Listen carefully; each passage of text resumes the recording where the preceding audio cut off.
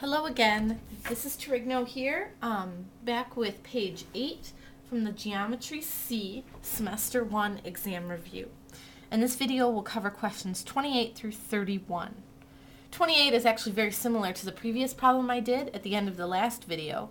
It's asking what value of y would make lines A and B parallel here. However, there is something that's just a little bit different about this one. When I look at these angles are on the same side of the transversal, and they are inside the parallel lines. That makes them same side interior angles. Okay, again, that stands for same side interior angles. Hard time getting that straight. Okay.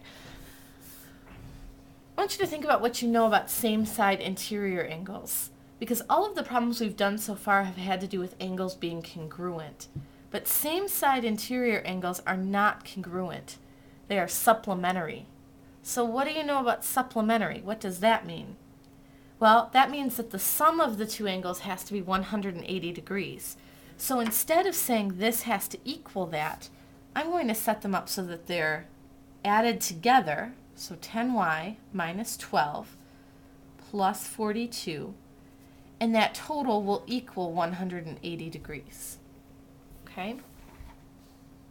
Now I would be very careful with a problem like this, because you can bet that if this were a multiple choice question on your exam, one of your choices would be the answer that you would get if you made them equal to each other. But you have to know that they are not equal to each other, they are supplementary. So I'm going to go ahead, and since these are on the same side of the equals sign over here, I'm going to add these terms together. That's a negative 12 and a positive 42, which gives me a positive 30. So this becomes 10y plus 30 equals 180. Subtract 30 from each side. Sorry, I don't know if you can see over my hand there.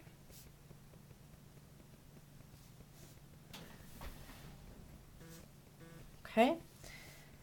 And I end up with 10y equal to 150.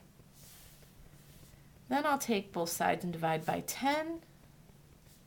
And I end up with y equal to 15. And that is the correct answer for this problem. Okay, 29 wants you to sketch a transversal that is perpendicular to one of two parallel lines and label everything you can in this diagram. The trick to this question is, after you draw the picture according to what the directions say, there is more information that you know, or at least that you should know.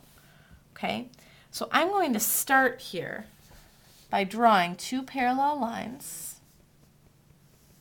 And remember, I show that they're parallel like this.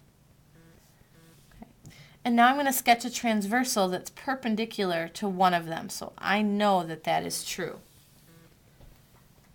However, we talked about a theorem that had to do with just this, that if you had two parallel lines and this line is perpendicular to this one, then it also has to be perpendicular to that one. So I would definitely make sure you had that piece labeled in your picture as well. Okay? Let's take a look at number 30. Number 30 is going to work very similarly. It says, sketch a transversal that is perpendicular to two lines at the same time. Label everything you can in this diagram. It's going to be a similar situation, that after we draw the picture, there should be some piece of information that we can get just from the drawing and not from the directions.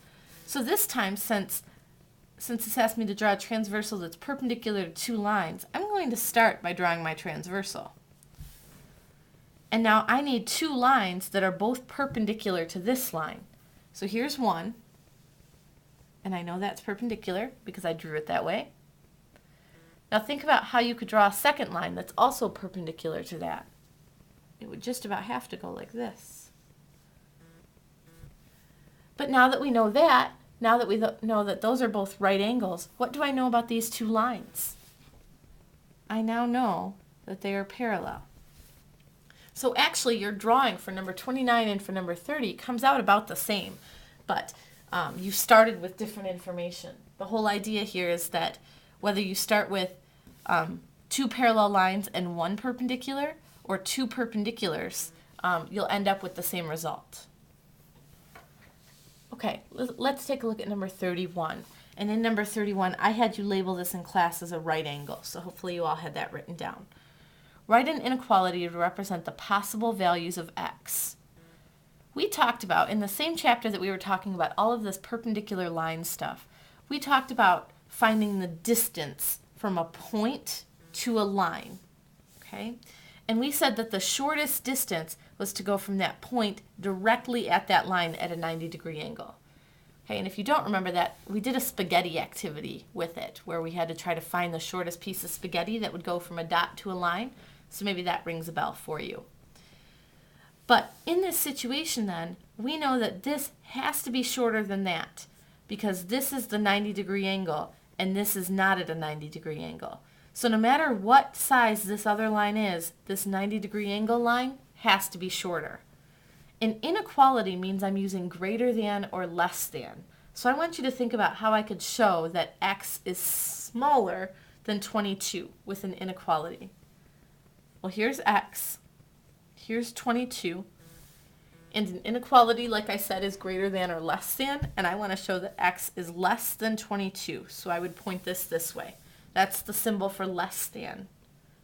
Okay, and if you tend to get confused about which one's greater than and which one's less than, just imagine if I pick this side of the less than symbol up, I can make this look like a letter L for less. Okay, so that's just a trick I use to help me remember which is which.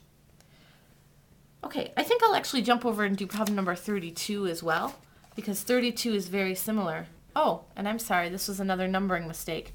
It's another number 31. This is at the top of the next page, and it's also labeled problem number 31. I apologize for that mistake in numbering. And this one is very similar again. Here I want this to be a right angle. And the same thing. I know that this line here, the 3y, has to be smaller than this y plus 7, because this one is the one that meets this line down here at a right angle. So I would say 3y is less than y plus 7. Now the problem here is that I don't have y by itself. I need to solve this inequality. Okay, so here's what I would do. This is just like solving an equation. I need to get my y's together on one side. So I would subtract y from each side, end up with 2y is less than 7. Divide both sides by 2, and I would end up with a final result of y is less than 3.5. Okay, so the last one was very simple because it was just an x and a number, but this one had expressions in those places. That's why I had to go back and solve it at the end. But you always want to make sure your final answer ends with just a single variable and a single number. Okay, that'll do it for this video. I'll pick up next with problem number 32.